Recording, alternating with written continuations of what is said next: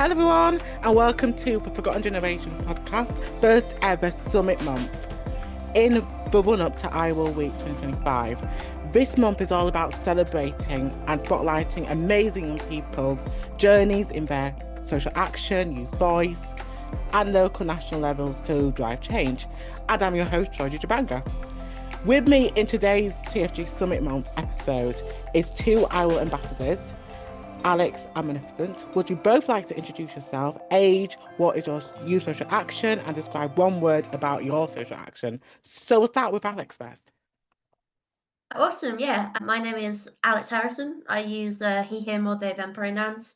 I'm 19 years old, and my social action is all around chronic illness, disability, and mental health. So I'm the founder of Reach Minds. We're a mental health charity specifically for young people with chronic or long-term health conditions.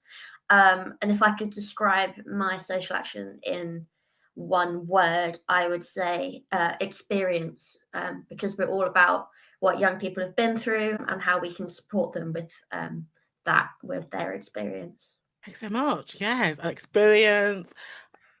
And absolutely, and you're just incredible. So thank you so much. And your social action's brilliant. I'm Magnificent. What about you? I'm Millicent. I'm 22. My social action is around care experiences of strange young people, supporting them to thrive and just be themselves and enjoy life beyond what everyone else seems to put barriers on. So yeah, it's really nice to be able to do that. And for like my one word, I think it'd be community, because I think a lot of care experiences strange young people don't have access to communities, and finding people who are also care experiences strange is really nice to have somebody that understands you and what you've been through, and just being able to connect with people and find those friendships really great. So yeah, community. Wow, thank you so much for your intros and your social action. Like incredible. And those words, I love it. I think it's absolutely so and empowering. And so the first question in this episode is, what makes you inspired to have a voice locally and nationally in your community?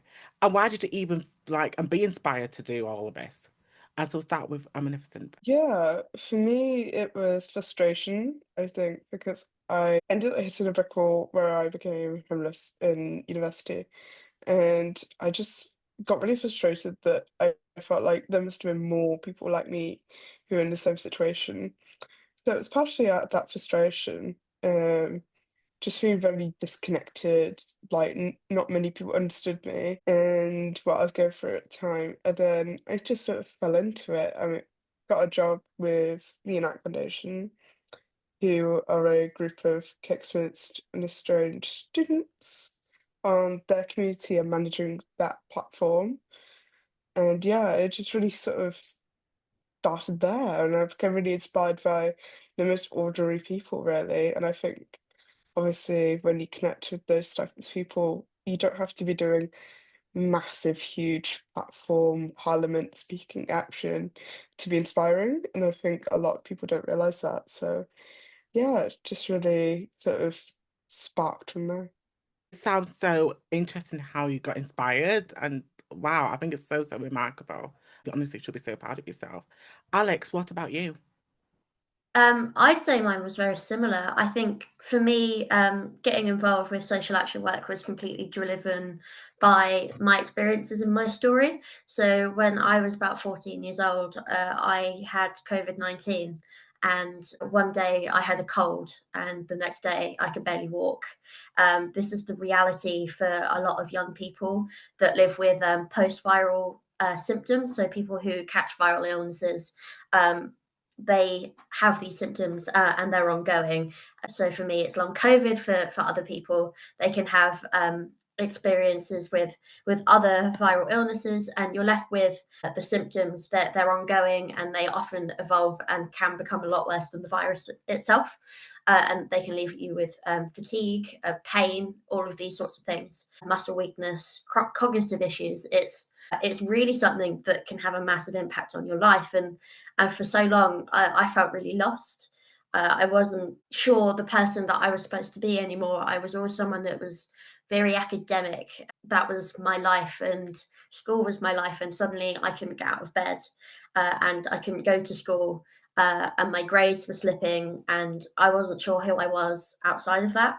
And then I really started feeling like something had to change, because it wasn't fair that I had no support in that. I found that my mental health was almost sort of sidelined. The moment I always go back to is, I remember speaking to one of my health practitioners and saying, I don't feel like my mental health is being supported. And in response, the health practitioner said, it isn't that your mental health is being ignored, it just isn't being prioritized. But I still felt like that was completely wrong, because I felt like my mental health should be a priority in my own healthcare. And that is when that anger and that sort of maltreatment is where I started getting involved with social action. And it was the sort of the drive, and social action became the person that I am now, from the person who was lost and I wasn't sure who they are. I became someone who wanted to fight for change. And I find so much joy being able to be that voice, whether it's in a national space or whether it's with a young person locally who feels lost. I think both of those things can be just as meaningful. Absolutely, like so empowering, and your journey and how you got into social action. And you've come a long way, and I've seen the work you do. You absolutely are incredible. And so, what is one positive thing in your journey, and what has been the one negative an experience you faced having a voice, Alex? One positive thing in my journey has to be becoming an IWell ambassador, I would say. It was something that's really changed my life. I think it's a moment I always go back to, because after severe mental health struggles, I was hospitalized. I was I suffered. I was in hospital for a long time. It was a couple of weeks, and I remember it was the day that I was able to come out of hospital. I remember I got an email, and I looked at the email, and it was saying that I'd been accepted as an ambassador. And I remember, after being hospitalized with mental health struggles, that really was like, it felt like the light at the end of the tunnel for me, seeing that, and it almost was a reason to keep going. So after I got out of the hospital, I just threw myself into the social action space, and it has been amazing for me, because all of the work that I was doing to set up my charity, I guess this is where the negative experience come in, is it's a hard thing to do. It's not an easy thing to do, to establish your own charity. And I was coming up with so many roadblocks. Having the support of the IWell movement meant that I have people that I can go and talk to and get advice from, people to be mentors, so I can get around those. And it's almost, that would be how I describe being ambassador. That after all of that darkness, it really has been a light. So for anyone that's thinking about getting involved in social action, and if they're coming up against anything that's really a challenge, I would say just keep looking for that light, because you will find a community, you'll find people who fight just like you do. And if you do need support, reach out to people, because I know of all the people in this space, they are the most accepting, the kindest, and the most talkative people. So just, just reach out, and you will find someone who can be that light for you. Inspiring that message, absolutely. And you'll find that light. I absolutely like and agree. And like the IWOL movement is amazing. It's an incredible opportunity. You get to meet incredible ambassadors. And I know for myself, I was kind of terrified, like starting out IRL, because I didn't know what to expect. Because like I'm a young person from West Yorkshire, Wakefield, because I was kind of like I doing lots of like social action locally, and I didn't know what to expect. Like I want to think of like a movement and to see like and the work that I'm doing to drive change nationally. And I think it's so empowering. And the people, like you said, are like about you meet as well. And we connect together and we're in the same goal together and we want to bring back change. So I think it's absolutely like uninspiring, and just how you even became an ambassador as well, because you're in a hospital. And I think it was hard, wasn't it? It wasn't an easy thing. No, definitely not. But I'm so glad that I went for it. It was that last time I was in the hospital with my mental health was definitely probably the lowest point for me recently.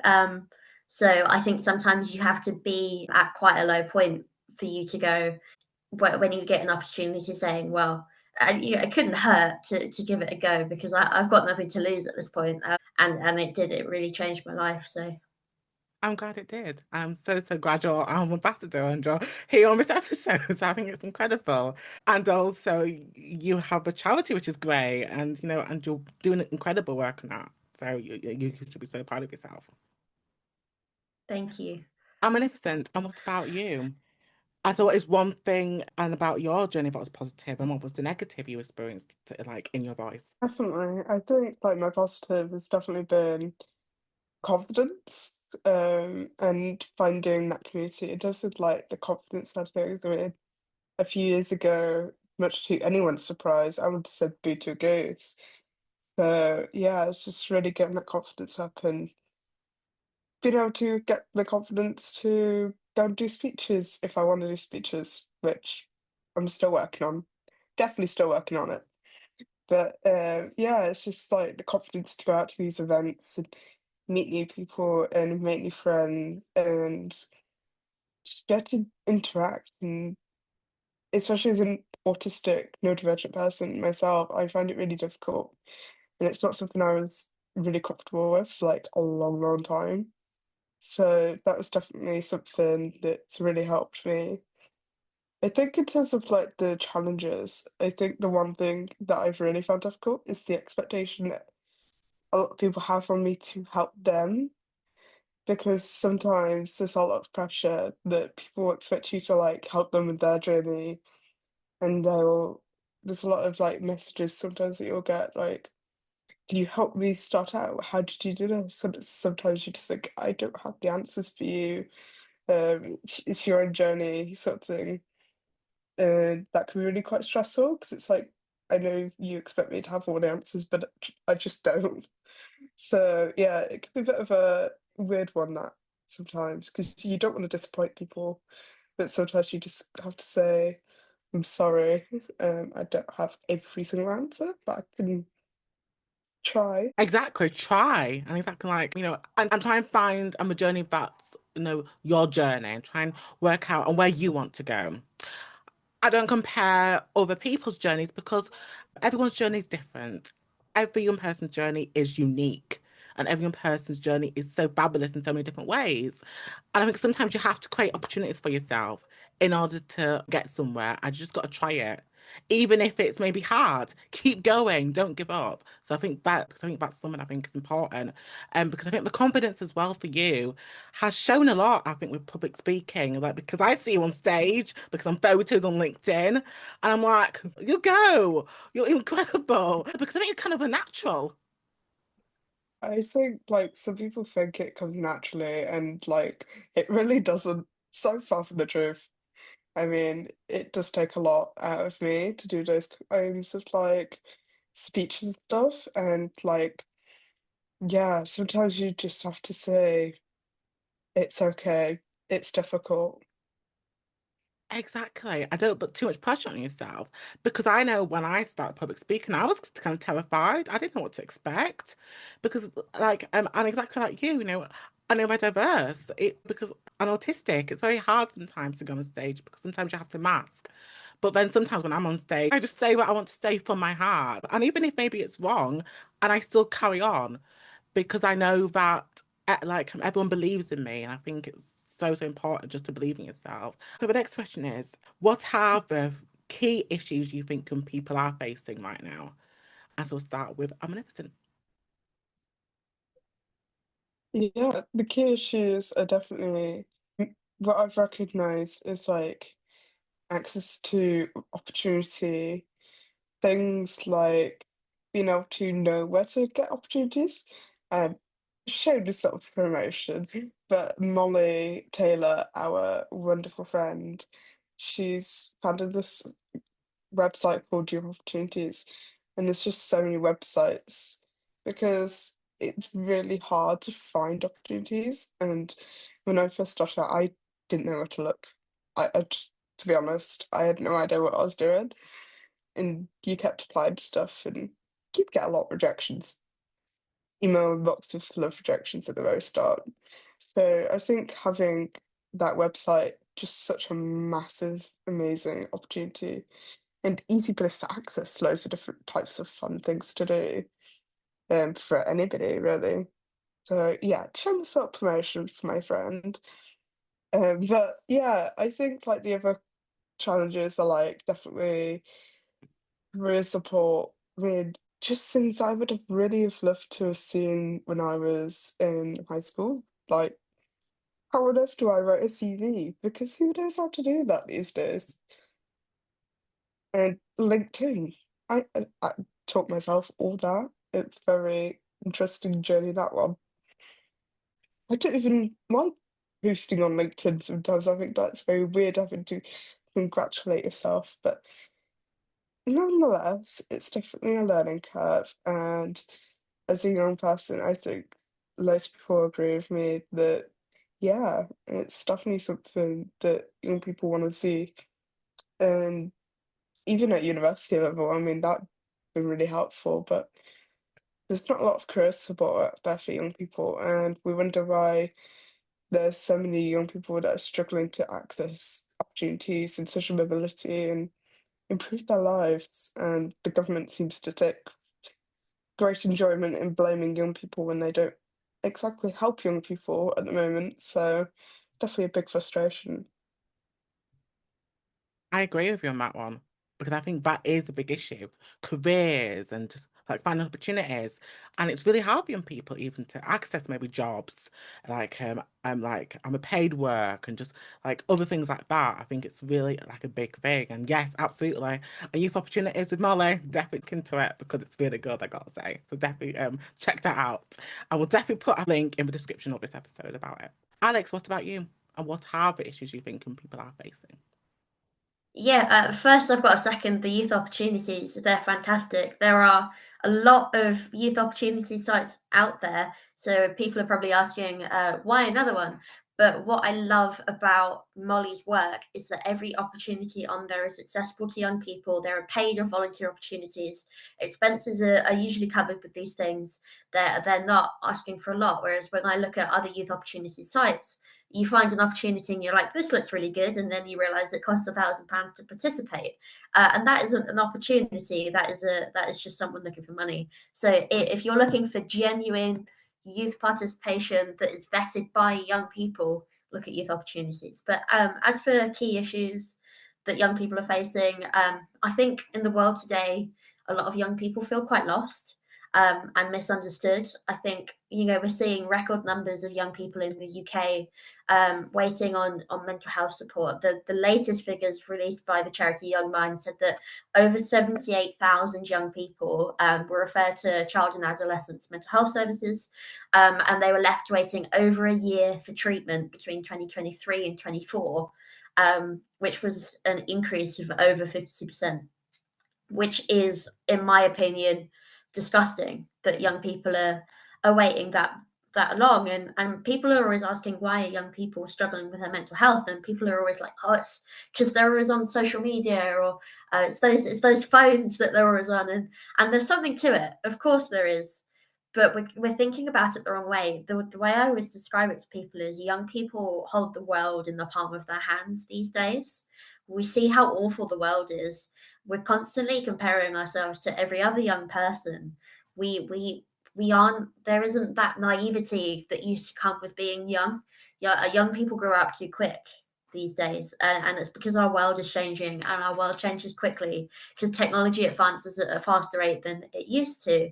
So of course, like people, young people, or people that used to be young, had different challenges to us. But I don't think we should be holding that against young people. We need to be changing our structures and the way that we help them, because obviously the world today is changing, and our governments aren't keeping up. And that is so, so true. Because like a big issue, mental health is, yes. And I just think it's just not taken care of properly. I think it's not being looked at properly and it's not being really and accounted for properly. I feel like a lot of young people are falling down the crack and they're feeling lost. They're feeling like, why is this happening? Why are we not getting that support? And why are CAM services not working? And CAM services are kind of just not helping those young people. And I think more needs to be done. And like Annie absolutely said, I think it's so important. And speaking of government and stuff like that, and if you were the government minister or the prime minister of a day, which I would love if I ever and like I became a prime minister, that'd be amazing. What would you do better in supporting young people? Alex. I would advocate for a place-based approach to social change. This is something that we strive for, and it's a recent model that has been adopted by the I Will movement, place-based change. I'm one of the ambassadors based in Ipswich, which was our first town of social action, and the work we do locally is fantastic. We also now have Manchester, which is our city of social action, and we have Blackpool, which is our coast of social action. We're seeing Gloucester, Thetford. There's two other towns and cities that are looking to get involved. The social action bug is spreading, which is amazing. But I always, when I think about this question, I always think back to the first ever thing I did with I Will, which was a keynote speech. And I met Stephen, who works for Volunteering Matters, and he works locally. So Volunteering Matters is one of the charities that help to do the place-based approach of the I Will movement. So you have UK Youth that work more nationally, and then you have Volunteering Matters that help us sort of deliver in Ipswich, and they're fantastic. And I remember when he was introducing me before my speech, he stood up in front of this room and introduced the importance of the place-based approach. And he was saying that we were talking to the Integrated Care Board at the time, so the NHS sort of the people that are more in charge of these sorts of decisions. And we were saying, when we look at an issue like mental health, the ICB will look at it and they'll say, right, around this area, we have an increase of young people needing mental health support. So we'll throw out 10,000 new mental health appointments for these young people, and then nothing changes. And they're sitting there going, well, why is it not getting better? We've thrown out all of these mental health appointments, and it's because they're not considering the place that they're in.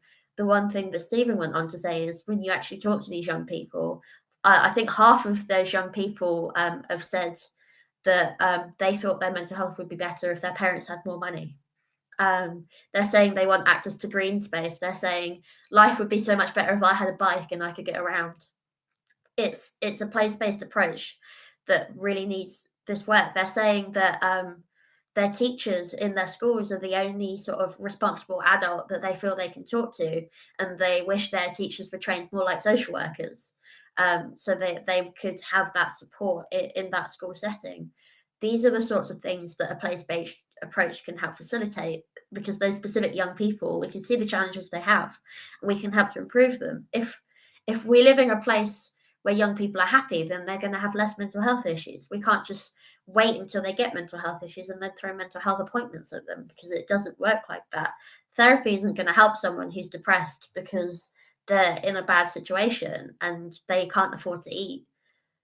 That you need to fix that problem, and that is what I would do if I was in government, is advocate for a social change approach based on the different places and the different young people. Wow, what a born leader.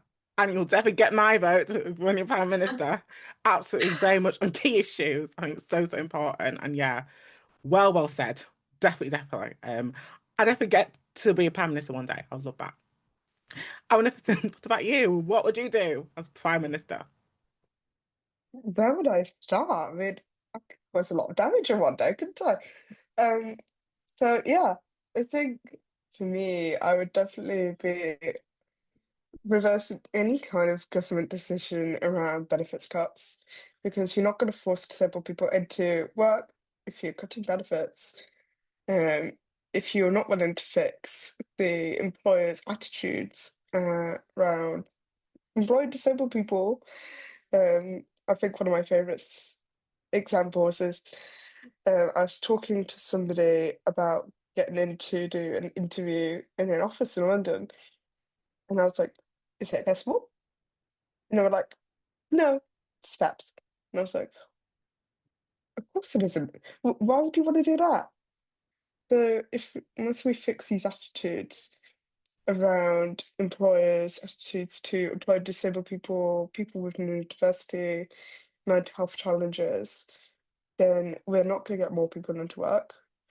And we need to be supporting disabled people's rights in terms of access to work, because it is under the Equality Act that you're supposed to be supporting with those adjustments. It is law, it's not a luxury, you know, and we do want to work and we're just as good as everyone else. And just because we have a disability or neurodivergence does not make us less capable. It just means a slight minuscule adjustment that might mean 20 minutes out of a day is really not going to make a massive difference to anyone else. So, yeah, that's the kind of thing I'd be doing as my Prime Minister. You'll be an amazing Prime Minister, absolutely. I definitely like on Get You There, I'm a disability like minister, make those changes happen. Yes, I absolutely would vote for you, and yeah, because you'll definitely be selected. Absolutely so important. And yeah, I think and disability cuts is a big thing at the moment, and PIP and everything else that comes with that. And so, with this year's Iowa Week theme, what we stand for, what resonates you in it, but also in your journey. Omnipotent, we'll start with you. And you said community. Why community? For me, it's been community because I really struggle to make friends as a neurodivergent person. And I think that, like, as community, we seem to be more divided than ever in this country, if you know what I mean. Obviously, it's really quite difficult for young people because the news, everyone's just so divisive at the moment. It's actually kind of depressing and it's just adding to mental health challenges. So, yeah, definitely community in terms of just having those people to speak to.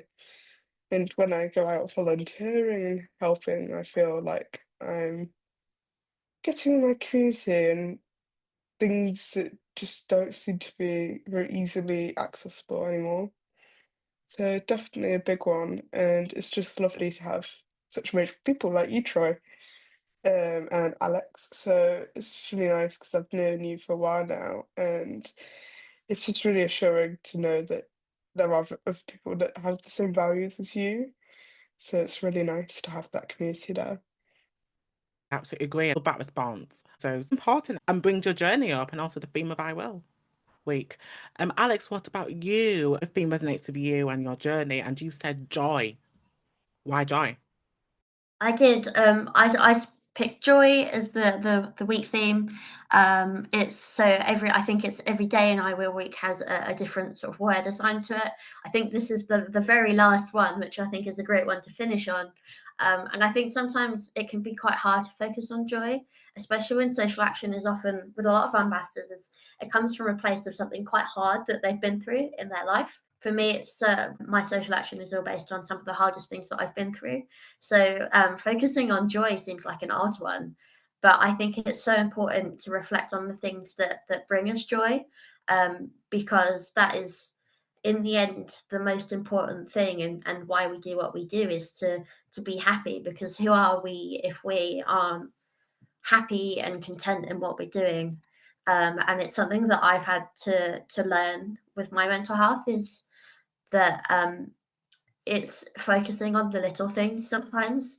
And while so often I was focusing on all of the massive things and realizing that I can't change them, when I started focusing on the little things that brought me joy, I saw that I make so much more of an impact than I first realized.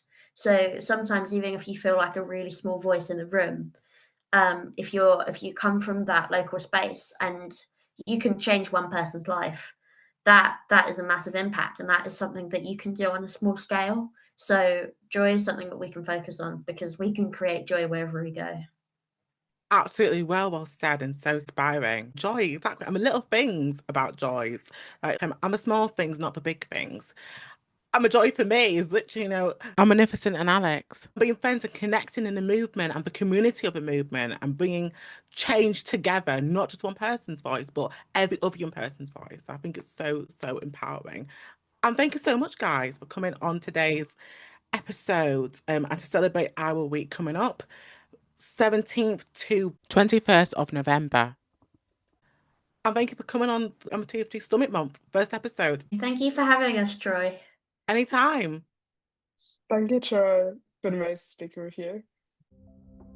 Please support the podcast by subscribing and rating the podcast. I'd love to hear what you like and what could be better for future episodes.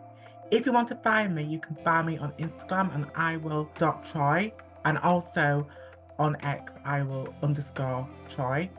Tune in to next week's episode.